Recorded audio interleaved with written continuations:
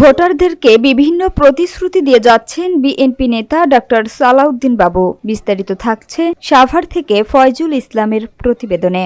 ক্যামেরায় ছিলেন মাসুদ রানা।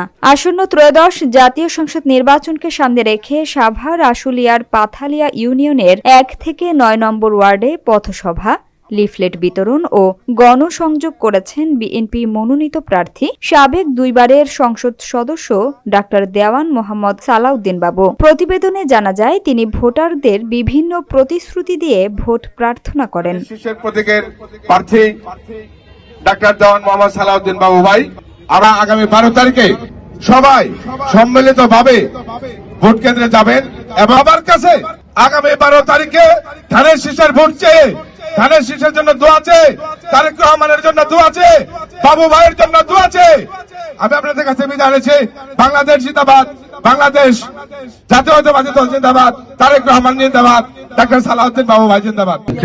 পথসভায় বিশেষ অতিথি হিসেবে উপস্থিত ছিলেন আশুলিয়া থানা বিএনপির সহসভাপতি আনিসুর রহমান আনিস, পাথালিয়া ইউনিয়ন বিএনপির সভাপতি মোহাম্মদ আব্দুস সোবহান, ইউপি ভারপ্রাপ্ত চেয়ারম্যান জহিরুল ইসলাম জহির, সহসভাপতি হযরত আলী সহ স্থানীয় নেতৃবৃন্দ। সভাপতিত্ব করেন 8 নম্বর ওয়ার্ড বিএনপির সভাপতি মোস্তাফিজুর রহমান।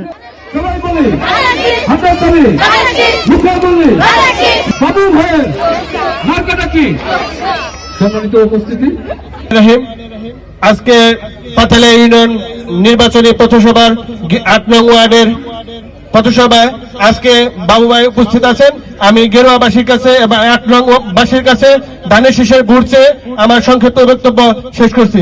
ডাক্তার সালাউদ্দিন বাবু বলেন, আপনারা আমার জন্য একদিন কষ্ট করবেন, আমি আপনাদের জন্য 5 বছর কষ্ট করব, এটাই আমার ওয়াদা। নির্বাচিত হলে 8 নম্বর ওয়ার্ডে মাদক ও চাঁদাবাজি বন্ধ করা হবে এবং নির্বাচনের পরদিন থেকেই উন্নয়ন কাজ শুরু হবে বলেও তিনি আশ্বাস দেন। তিনি মিরেরটেক সরকারি প্রাথমিক বিদ্যালয়ের 4 তলা ভবন নির্মাণ সহ অসমাপ্ত সব কাজ 12 ফেব্রুয়ারির পর সম্পন্ন করার প্রতিশ্রুতি দেন।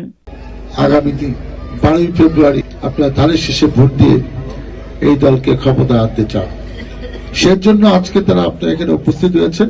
আপনাদের নেতা যে মনোনয়ন পেয়েছেন তার মুখ থেকে 2টি কথা শোনার জন্য। আপনাদের যে কিছু দাবি দেওয়া আছে, প্রতিশ্রুতি আছে, এলাকার সমস্যা আছে, এইসব সমস্যা কিভাবে আমরা নিরসন করব নির্বাচিত হলে, সেটাও আপনাদের জানা খুব আগ্রহ।